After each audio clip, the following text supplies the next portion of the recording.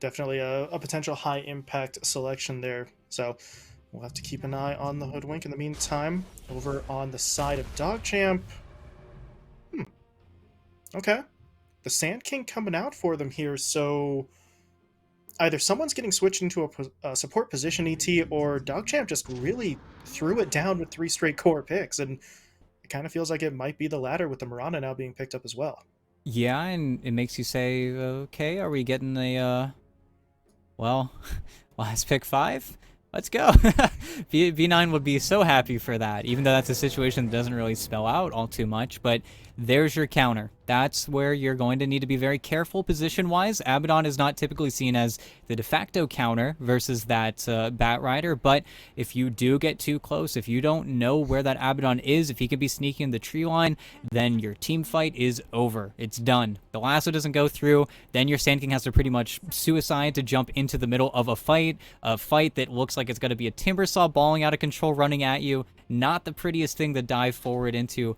It's just a matter of whether or not that Abaddon can actually find that counter. And it is a hard counter, and especially with the vision that Napalm gives, you really need to be breakneck right when the lasso happens, because if you are kind of AFK in the trees, trying to be preemptive, that kind of stuff isn't going to work, especially versus DogChamp's mid laner if this is going to be that mid Bat Rider. He's going to be looking, he's going to be prepared. At the same time as well, you show a little bit too much if you're this Abaddon, that's when they go for the jump, where they know you have to TPN when you know you can't make that response. Mm-hmm. It just feels like at this point the Cut are preparing themselves for team fights a little bit more than I think they were with their game one lineup, and well, honestly, that could work out pretty nicely for them because in game one they did sort of seem to get overwhelmed once those fights broke out. In the meantime, moving through the final phase of the bans, it's looking more and more like that Bat Rider is going to be the mid option considering the heroes that they are now banning away, the Queen of Pain and the Lina. Yeah, and of course, Queen of Pain, that's your counter pick in lane versus the Bat Rider. We've seen it so many Whoa. times, but OD, Outworld Devourer. What are we Okay. doing with our lanes here? Honestly, we've got the flexibility. We could see them go in a whole bunch of different positions. I think the dead ringer here is, well, we know it's probably gonna be a former on. That's probably your easy one, but okay. Classic counter versus both the OD and the Abaddon. Of course, you put him under whenever that ult procs. Pure damage versus Timber Saw. It forces the Timber Saw to pretty much go third item BKB or a Halberd to deal with him, depending on the position of that OD. But at the same time, very niche. Very, very niche pick. Especially if it's not going to be the mid lane. Could be a position 5 Bat Rider and see them maybe try to counter pick this Timber Saw in that vein. But always in the mid position have we seen this Outworld Devourer. We've always seen him usually taken up by a lot of the Chinese players. They prefer or tend to prefer the OD. They like going the Witchblade. They like looking at items like the Revenant Brooch, one of the few heroes where you get that item and then things get a little bit wonky and then the game gets a little bit lopsided. But at the same time, you do have a pick to deal with this now. If you are the Cut, you get to say, okay, what are we going to do? They really just need to narrow down the lanes, think about the possibilities, and then make a really appropriate pick here. Because they are the ones that are under a little bit of pressure. At least the first part of their draft is going to be put under immense pressure by this OD. Mm, yeah, I saw that look on your face. It's the same one I've got on mine. That's a little interesting. Slark is going to be the selection. I don't know, man. ET, we've seen plenty of Slark. Well, okay, plenty is maybe a few too many. We've seen enough Slarks in the past to sort of have that hesitance seeing it picked up again. It's so hit or miss. Yeah, and even when it hits, to be honest, it's not even the reason why you typically win. But hey, it's gonna be interesting, and they will switch up their lanes. It looks like maybe a little bit here. I think that's gonna be Slark. Is that Slark mid versus Odie mid? I think is what might be happening, Oh, which is even weirder. But yeehaw, and it will be B9 slotting into that 5 Bat Rider. But yeah, this is gonna be an interesting mid lane. I don't really know what's going on right now. At the very least, in that mid matchup, what I can kind of say is that the Slark will be able to push in the wave faster than OD. OD is typically a hero that gets his wave force under his tower, and of course he gets farmed. But maybe if you're farming in the small camp, you get even a little more farmed. But at the same time, the issue with this Slark well, A, you're playing versus a Sand King, but you die hitting this Bristleback. You don't get a free time unless you have a Silver Edge, a Scotty, Infinite Gold. Then I feel a little bit more pleasant playing that Slark. But until then, you have a massive target over your head, and even though you're able to purge off those stuns, you can still just die to the burst. Yeah, just it's going to be rough. But hey, you know what? They go in with a fifth pick, or a last pick, excuse me, on the Slark. They have to have a plan for it. Whether that plan succeeds or not, well, there have been worse plans that we've seen for sure. So I would not count them out, but I would definitely be leaning a bit more towards DogChamp at this point to be the one to sort of close this one out, just because their lineup looks a little bit more sort of easy to execute. No, definitely. And, well, when we load into the game, just hope that Shaggy's able to do something cool. I hope something's going to happen with this Slark mid. And here we go, loaded into game number 2. As a reminder, DogChamp, the squad with the 1-0 lead in this series. So they're looking to close things out and advance to the high-level matches in the next round, where they would play up against another 1-0 squad. Meanwhile, for the cut, got to win 2 in a row, but to hit you with my insane math skills, ladies and gentlemen, 2 wins in a row starts with 1 win in a row, and they need that win right now. Unorthodox lineup from them, but hoping for the best, let's put it politely. Yeah, and, well, we'll have to see. A lot of it's going to come down to the play. It's going to be coming down, really, to whether they can get a nice early start, whether they feel comfortable kind of rotating out of the lanes, especially finding this Abaddon. Will we see just immediately walking around trying to counter out that POS 5 Bat Rider, or do we see them kind of sit in their lanes? Right now, I have no idea what the Cut are doing. They've got a Timbersaw going mid, and they've got 2 cores in the bottom lane, waiting to see where everything shapes up. But I think that's where, if they see the Sand King mid and they see that Odie heading bot, we've got to see a change, right? There's no way they don't start rotating. Yeah, Radix versus Lukey is the mid matchup for now. But, yeah, Lukey says, yep, there you go. I'd rather not, he says, and he's just going to leave. They'll swing the OD over. Yeah, kind of what we expected. The question, ET, is will we see the Cut try to make any sort of move in response, seeing that switch up? Yeah, and with that hero not showing, you would usually say, yes, he's moving already. That's the dance of this early game lane setup, but unfortunately feel like as soon as they get this swap, they're just going to have to be happy with it. And even though you're not losing that much on the OD, unfortunately Lukey's coming back to a lane where it's not going to be so much fun. There are 2 cores effectively here, though, right? And then we've got the Slark and the NP, but that's where at the end of the day, once Scourge hits level 2 and he has that teleport, he always wins the rotation matchup, right? That's the biggest benefit of that NP. You always get the lane you want because you've got 2 tools to cross the map. And in the meantime, you had 2 cores there with a little bit more damage than sort of the Mirana plus core combo on the other side. So you were able to bully a little bit there, and I'm still waiting to see if they actually sort of make this move or not, because the NP hasn't quite moved yet. He is sort of standing pat, which means this is still a bit of a weird one in the top lane here. We got the Abba along with the Hoodwink, but I suppose they can still do a pretty substantial amount of damage here in terms of poking power, and they might actually look for more than just a little bit of damage. They want first blood. They're in onto B9. Can they bring him down? He's going to be able to pop the wand charges for now, but it's not enough. And that is first blood to the dual support lane. Yeah, it just works out. And do we see this Abaddon maybe transition? Just say, okay, this is your lane now. It's Stonebank. Oh boy, big stick. Yeah, a lot of spells being cast in this lane on both sides. We're going to see those sticks come into play a lot for these jumps, but at the same time, it's so difficult to be Bloody 9 in this situation. Anytime you try to get aggressive with the Firefly, as long as there are trees around, there's that possibility of getting turned on. As the dive happens bottom, unfortunately, Super Rudy taken down. Well, what can you do? Scourge filling his POS 5, moonlighting as a POS 5 natures right now, I feel like, unless this is actually what they want, but he's dead too. Okay. Tried and true combo. Burrow is there, and actually I was going to say into arrow, but I don't think Hoof even used it. I think they just had the damage to secure that kill, so they strike right back. Give up first blood, but find 2 kills onto... At this point, we're still assuming they're cores, despite the weird laning situation. Maybe that changes in the next minute or two, but they find those picks, and now if you're Super Rudy, Never mind. I was going to say he needs to be careful, but he's got the backup. Scourge is in. Luki's the one who gets caught unaware. Not enough mana to jump away, so a little bit of revenge there for the cut, and they persist with this laning setup, ET. Yeah, it's really interesting to see because Scourge, I don't know.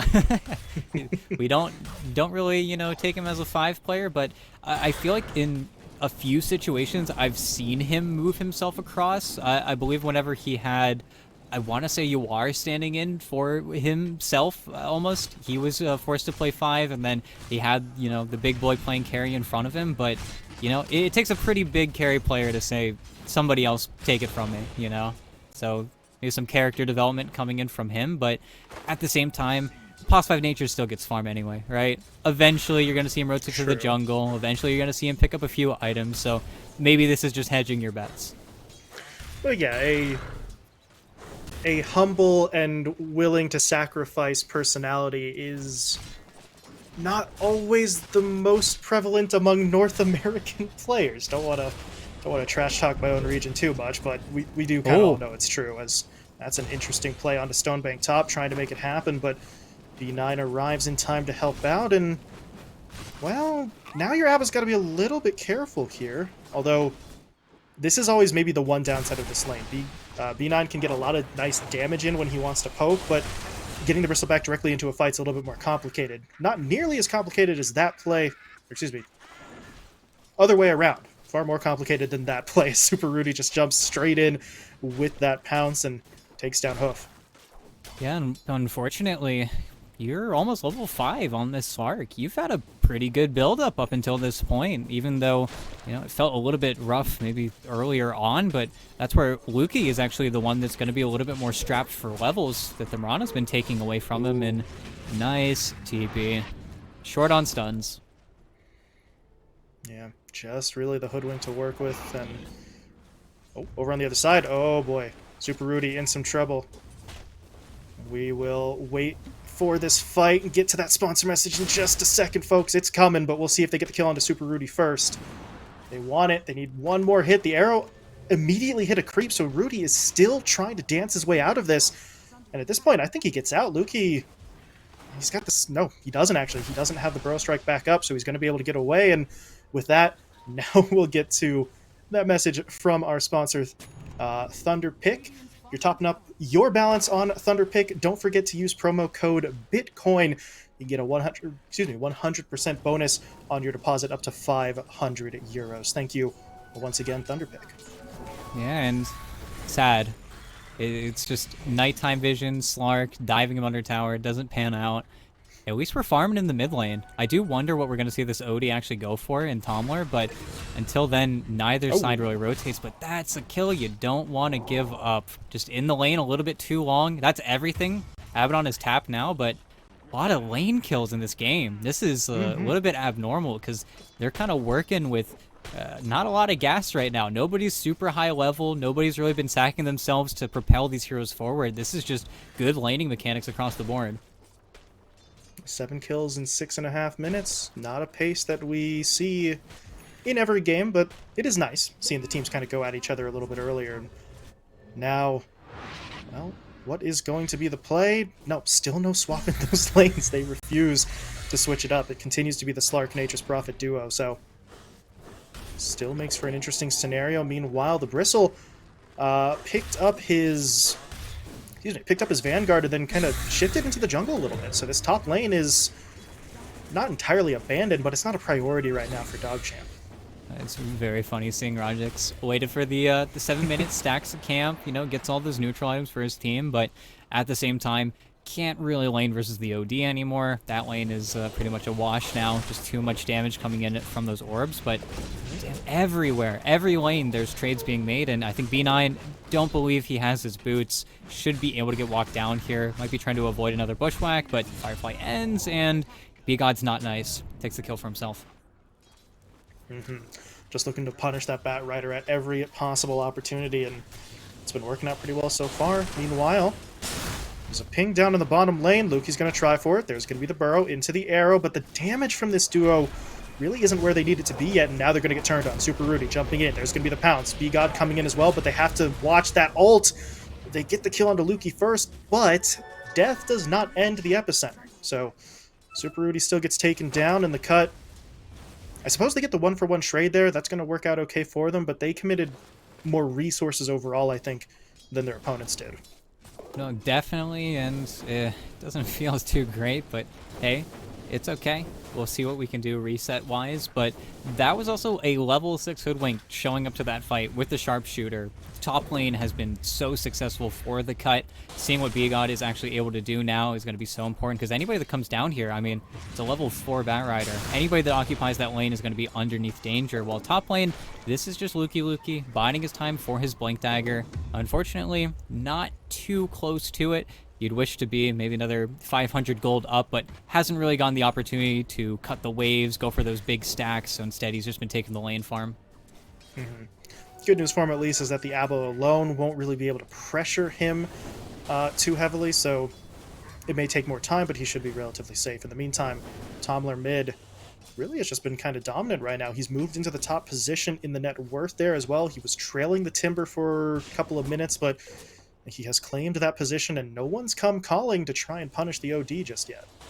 No, and he really doesn't have someone to come. It's going to be where your NP is going to feel confident enough to TP behind his tower.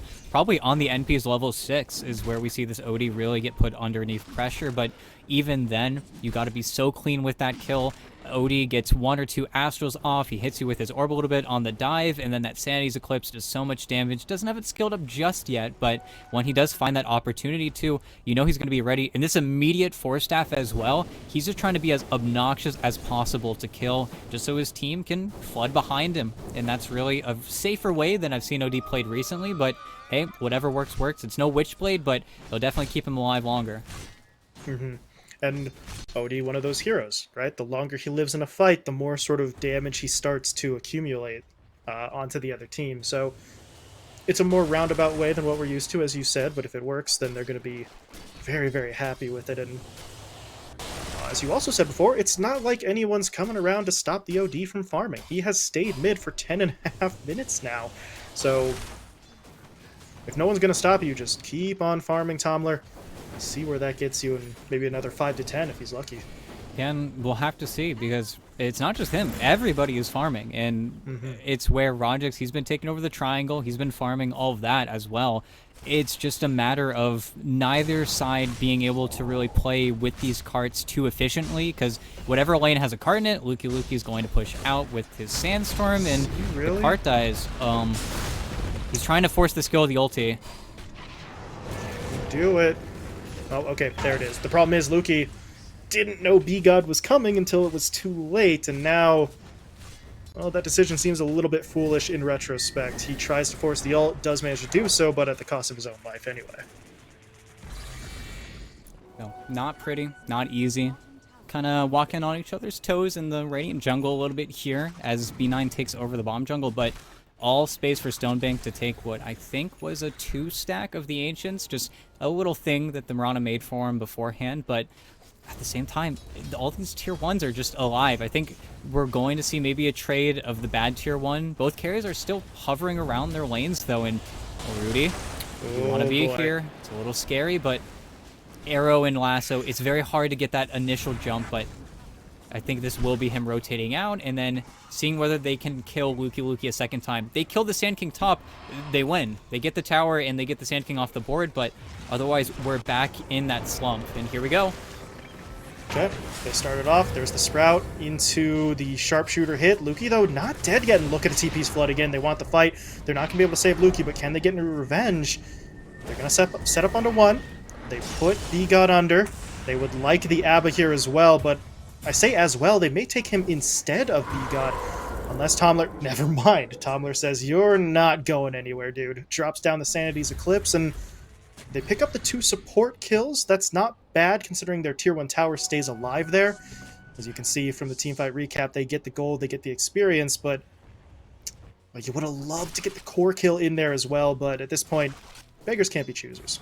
Yeah, you'll take what you can get. You'll be happy with it, you know?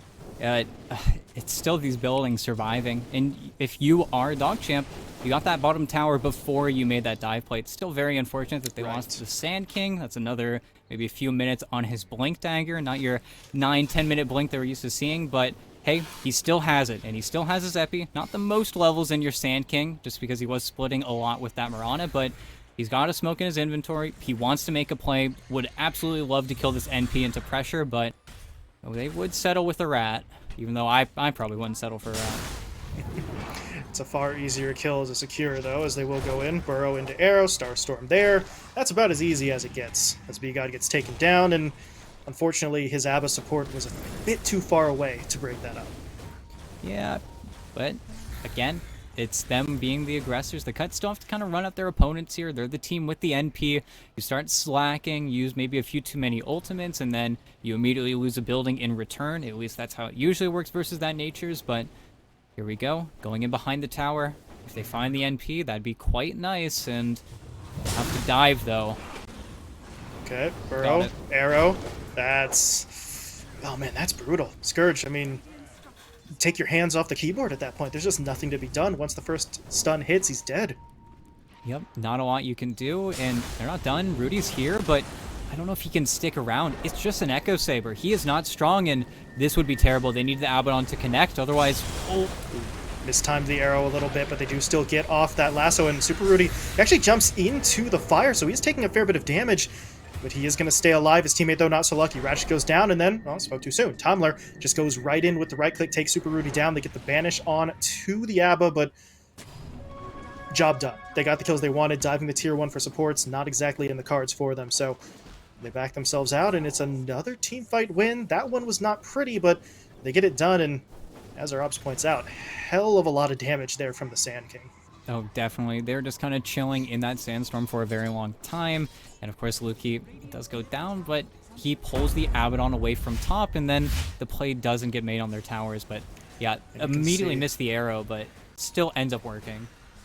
Still just so strange. I pointed out in the fight, Rudy pounces in, and they don't kill him immediately, but he loses 2/3 of his health, maybe, just jumping into that Firefly. Obviously, I don't think he realized it was down at the time, but by the time he does realize it, you're stuck in the fight, and it's too late to back off. Yeah, and yeah, it's tough. He's got the odds. He doesn't have any real great progression right now, and in terms of what he could be building, you know, will it be the Shadow Blade next? Does he need a BKB right now? It's where Slark fitting into the meta, it's very tough, and that's some hate for B-God. See you later. But Stonebank, he's got Ags, and then they're also finding Rojix, and now, if they're able to connect here, do they have the chain stun? There's the arrow. Oh, this is just beautiful Dota here. They're just so farmed right now on DogChamp as well.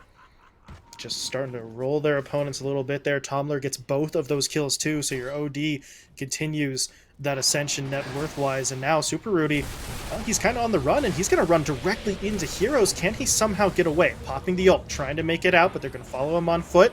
They need a little bit of lockdown, but he's able to pounce himself onto the low ground. Force staff from Tomler doesn't get him into range, so close call there, but your Slark is able to get away. But at this point, if you're the Cut, it seems like this play, this rat play from Scourge, is maybe the only one you have available right now, because Slark's not ready to go, and as we saw, Radjix is maybe ready to fight, but not durable enough to survive all of them.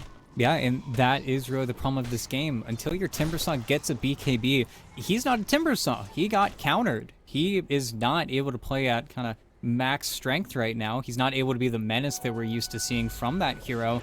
And all this time, a little old Stonebank has been farming up his Aghanim Scepter, snowballing out of control, and then there's a 6,000 net worth on the other side to counter him. It's just not looking nice. And Rojix as well, going for this greedy buildup. Ags is incredible. It keeps your buildings alive for an annoyingly large amount of time just because the waves are dead, but at the same time, is that going to be the answer? Is that going to help you in any way to survive? I don't know. Kaya Ags seems very greedy from Rojix.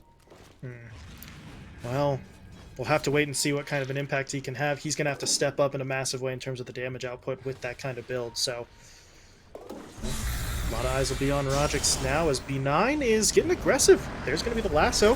Hoof, just waiting. Waited a little bit longer than I thought he would, though, to go for the arrow, and they might not actually need it. They're just going to find the kill, and these TPs come in ET, but they're a little bit too late. The supports can't really do anything, and Stonebank says, all right, it's go time. I've got an Ags. I'm not afraid of anything. Pushing his way in, and This ABBA, Oh, just boy. no chance. He is taken down. B got in trouble as well. He can't really do much of anything either. He had the ult, but by the time it would take to channel it, he would have died. So TP support's too late. They lose 2 more heroes in the exchange, and DogChamp really starting to feel that momentum right now. Yeah, and well, you're getting a Midas on your NP. He's moving away from, you know, the normal build just because he feels as if this is desperation time. That's where I would be as well. They don't really have a great response, and I think in the draft, B9's got him dead to rights. Well, it's just such a weak TP rotation or a TP response coming in from them. And now, okay, Blinks doesn't break the leap, but hey, it's a try, right? Arrow? Ooh. Okay. Just taking a couple of whacks at the pinata. That is super Rudy at this point, but not able to connect. He lives to see another day, but how many more days does he need, ET? Because this Slark really just hasn't been any sort of significant factor here. He still needs time to build up. Oh, he needs so much time. He needs... what was the build-up? It was a Silver Edge, a Scotty, a BKB, and maybe a Moonshard? That'd be nice. And I believe one of the words you used in there was also infinite gold. oh, yes. What every Slark would hope to have, but yeah, I don't know. I'm really puzzled with what this Slark is going to be able to do, because you talk about item timings, you talk about succinctity, you talk about when we feel strong together, and Slark is not at the top of that list, but yeah, Scourge, well, nice. He's going to get Blink stunned. He's trying. Tumbler's toy, getting a little separation. Lukey, though, able to hit. Got his Midas. Not a tough shot. Yeah, he did. Okay. Silver linings, I suppose. Scourge with the Midas. The Slark now, well, he's got Echo and Shadow Blade, so the build is coming along, but can he find kills? He's going to try to go into Hoof. The problem is his teammate's getting lassoed over on the other side. They're going to just trade out Hoof for B-God. There we go. Trade takes a little longer than I thought it would. B9 is able to clean it up. And if you're the cut, I don't know. It does suck that you have to sacrifice the support, but at this point, you need to draw the game out, and you need gold in any way humanly possible to get ET. Ooh, and... oh, man! Nice ulti. Also, am I seeing this right? There's a Radiance on our Abaddon, you know? It's cool. At first I thought it was going to be a Halberd, but, you know, that guy's got a different plan. I feel like the cut have a different plan, honestly. With the Midas on the NP, the Radiance on the Abaddon. I feel bad for Rudy. Rudy's the only core here who's signed up for this job, but everybody else is just kind of falling into the farm. But that seems very strange. Not only are you running a lineup that does feature the Slark, which, you know, we probably aren't the biggest fans of as individuals, now you're kind of trying to transition into what's effectively a 4-core lineup, right? With the ABBA trying to be given the farm for a Radiance. So the Slark already feels kind of risky, then you pile more risk on top of it. If it pays off, you look like geniuses, but as it stands right now, it's not really paying off. But look. And there we go. See the pop-up there once again.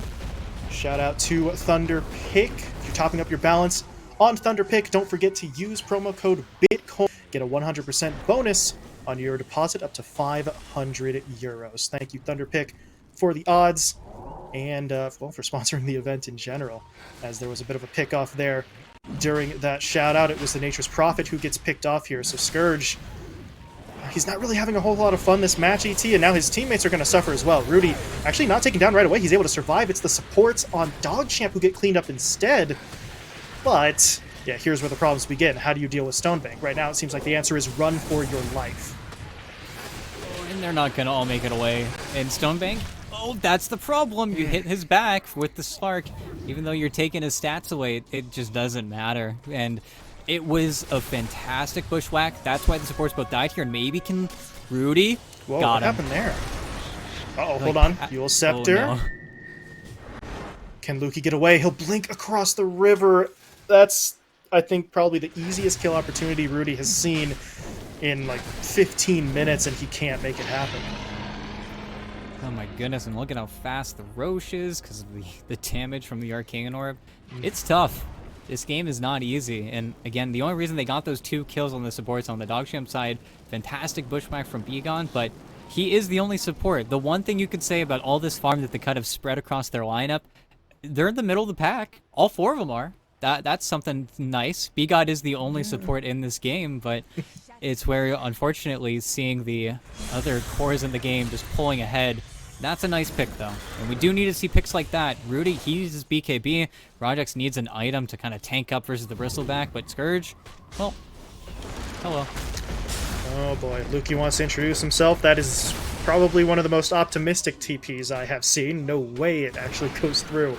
Scourge gets picked off again, and now Super Rudy's dead down in the bottom lane. It just does not stop. DogChamp just keep on ramming it down their opponent's throats here, looking for these kills, and they're getting them almost every time.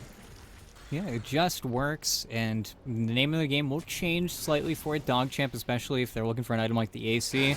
Time to get on those buildings. Time to do some damage here, and of course Stonebank with that Quicksilver Amulet as well. He is fast. 533, that is kind of scary to see that running at you, but there's no real choice. The Cut, they need to farm. They need to avoid these fights. I mean, even B-God, he's got a Maelstrom. No Force Staffs, no Glimmer Capes. Nobody's playing nice on the Cut. They want their farm. Everybody wants their farm. It's a farm fest. Oh my goodness. Just no supports. This is looking more like just a pub in Overwatch than a Dota game. Just everybody damaged, but, well, ET, most of the time it doesn't work in Overwatch. I don't think it's working in Dota either, because they're just getting hammered away at here as the ABBA unfortunately popped his ult there. The second he does, he's put under with the banishment. And if you're DogChamp, you're just going to keep running. Look at Stonebank. He doesn't have a care in the world. Goes in, pushes him off the tower.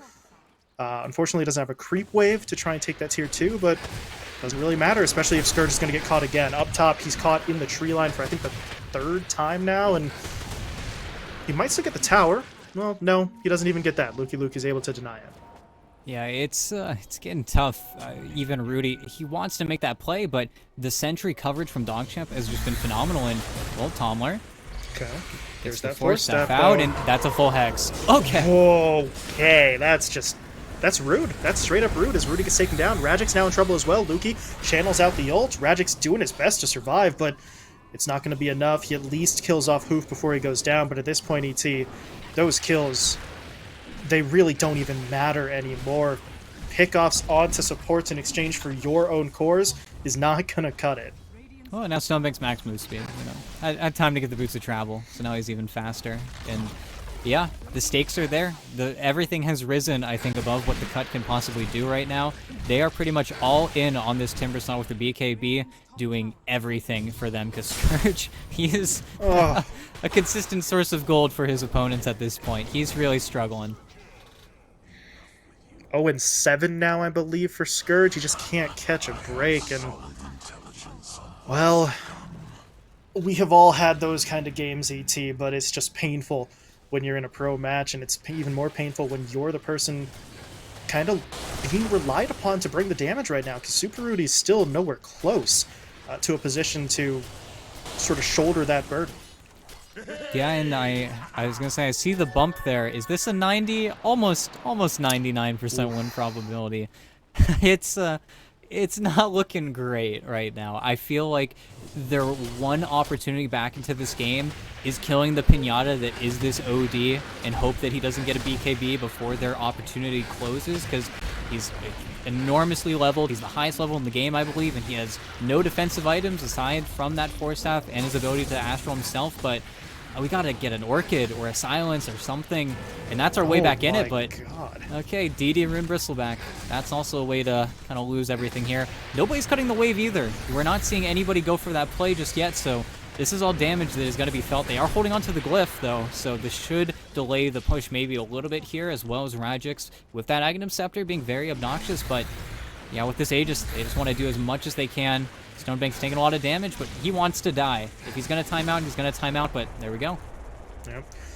Aegis pops, coming back up. Meanwhile, up top, Scourge just going for the rat plays. Summons up the Treants, gets damage onto the tier 3. But at what point, ET, can he really afford to stick around? Because you see in mid, Super Rudy was trying to cut the wave. He gets punished for it. So at a certain point, you're starting to pull maybe a few too many defenders away from the base. And there it is. Right on cue. B-God gets caught. B9 blinks in, gets the lasso, pulls him out. And now I really don't see how they hold the racks right now. As long as the creep wave arrives, and it should be doing so in a few moments, I think they've got this. No, they're feeling good. They feel like they've got this, and I kind of agree with them. There's just not a lot of kind of opposing force right now. There's no one on the high ground. They do have to do this the slow way. They want to go for top, but okay, they jump. They actually miss with the burrow strike? Okay. A rare miss from Luki, but... I think that was a missed burrow strike, but a landed arrow, so he still aphotic shielded off something, but at the same time, it's still a struggle boat. There's not really much that they can do, because at the end of the day, DogChamp are not really splitting too much here. They're getting the waves in. You're not seeing them get split apart and then the cut smoke and then find a play in between. And I think that kind of comes to that Abaddon Timbersaw duo offlane thing that you got going on for you, where you're not really initiator on either side there. So the activity isn't really there. Super Rudy's still looking for his BKB, I think, and this is a pretty buttered up tier 2 here, so they'd love to find and smoke onto that OD in the top lane, an opportunity that they created, but Stonebank with the boots of travel, if he doesn't want to be bottom, he can be anywhere else, or he can be bottom and force you all back into the base here. So they're splitting themselves pretty thin to go for this kill on the OD, a kill that I don't even know if they get. Yeah, They're trying, it's still though. gonna be tough, but there's the play. Okay, no play after all. Scourge, he just has no durability whatsoever here, and I feel like maybe he jumped the gun a little bit as, back in the base, Rajix.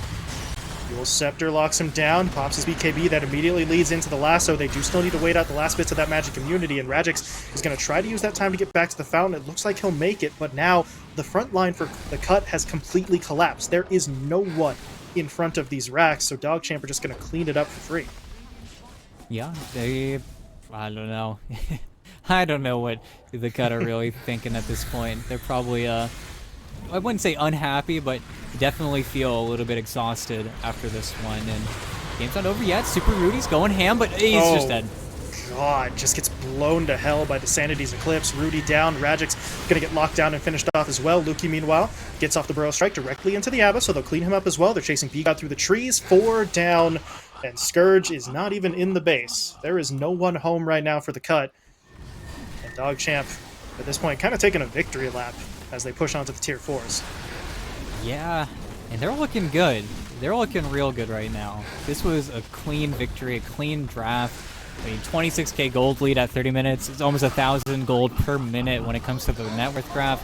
It just feels like they had everything and then some. Fantastic OD pick to kind of top it off, but Rajik's even saying, wait, please, not my ancient, but oh boy, what an easy victory for them. Oh man, DogChamp looking a bit like the one that we saw back at Pro Series that got that second place finish. This was, ET, I think, exactly the kind of performance that we were hoping to see from them. That sort of bounce back after a ho-hum, middle-of-the-road kind of performance on the DPC. Yeah, it wasn't fun in the DPC. It was tough. Those teams, especially Alpha and Eternity, that was not fun. And we'll see. They're going to be going up versus a few of those teams in this tournament, but it's where DogChamp, we'll see if these stand-ins are a more permanent fixture, if this is going to be kind of a one-series thing. But Hoof and Tomler, they're looking good. Those are the imports, and I don't know, maybe B9, he just has the connects whenever he wants to play. You know, DPC, it's too slow. You know, it's way more fun to just get 2 guys from nowhere, pull them in from another region, stick with them, and then just, you know, win a few $1,000s. Why not, right? I mean, because they look really good. It's just kind of sad at this point that we don't get to see that in the DPC. Yeah, Tomler had like 13, 14 kills on the IO the previous game, 10-0 there, as you saw on your screen on the OD. Meanwhile, ET... our continued lack of faith in the Slark seems to be appropriate, because I don't know what the plan was. I'm not even sure Super Rudy knew what the plan was, because it just didn't happen. Yeah, infinite gold. That would help. That's that would help need. a whole bunch. Just get infinite gold. But I mean, everything from the Radiance on the Abaddon to B-God getting a Maelstrom to the Midas and Odessa onto NP. I feel like the cut, they were really unhappy with their draft. They weren't satisfied with what ended up going. Maybe, I don't know, something fell apart, it feels like, inside of them there. Maybe they had a walkout, a player was dissatisfied. But at the end of the day, I feel like DogChamp gave them a run from their money, and they get a very well-deserved 2-0. I feel like, play-wise, very clean, and yet again, we see glimpses of him here and there. A lot of times he drops the ball. The numbers kind of say it for themselves in the season, but B9 finds a way to really pull apart some of these teams. Mm-hmm. Impressive drafting, impressive play, strong adjustment with the stand-ins, and DogChamp walk away with a 2-0 sweep. So, moving into the second round, they will be in the high matches. They're a 1-0 team. They'll play another 1-0 team as the Swiss system blah, blah, blah, blah, dictates, hard word. Meanwhile, for the cut, 0-1, they'll go down to the lower matches for round 2. They'll play another 0-1 team. So there's still plenty of time. That was the first round for these squads. There's at least 2 more rounds for them to work with. So solid momentum for DogChamp. Try to keep it going. If you're the cut, don't beat yourself up too much about this. Obviously, things to improve upon, but you still have time. Yeah, still have time, still have a lot of games to be played, still have a very interesting format to play through as well. You always get that chance to kind of reverse sweep or even test a few things out against your opponents. But hey, that's where DogChamp, they've almost fast-forwarded a little bit because no more BO2s. They're in that best of 3. They get to play the mind games, and that's where we saw DogChamp excel last time, in that playoff bracket. So I'm excited to see a lot from both these teams going forward, even though this time I think the cut were a little bit angry. Yeah, not super happy with the way that they played, but again, more opportunities in the future. So that is going to do it for us here. We're shutting things down. Just the one series to kick it off. Just dipping our toes in the water here. So we will be stepping away in just a little bit. Want to give you an update though of what's coming tomorrow. We're going to have 5-man Midas versus Mad Kings, one of our open qualifier squads. They will be again the only series for tomorrow afternoon. But we're finally going to get some South American representation in here, so that should be some exciting stuff. So with that being said, we are going to be saying goodbye, folks. Don't forget, though, to follow pretty much everybody on social media, at least on Twitter, at least. Those are the ones I wrote down so I wouldn't forget. You can follow Thunderpick at ThunderpickCO, Beyond the Summit at BTS Dota, and Fissure at, I believe, Fissure_Pro. So one of those 3 will have updates for you. You can get all the information that you need on every single day of the action. So follow those channels and keep up to date with this event. If you want to keep up to date with us as well, hey, we're cool guys. We tweet every once in a while, but if you would like to follow us, I'm at the Kmart. He is at ET Dota. We would love to talk to you, as long as you're not flaming the crap out of us. That's a little rude, but we would appreciate it. So thank you all one last time for watching some Dota with us. We will see you tomorrow evening for day number 2.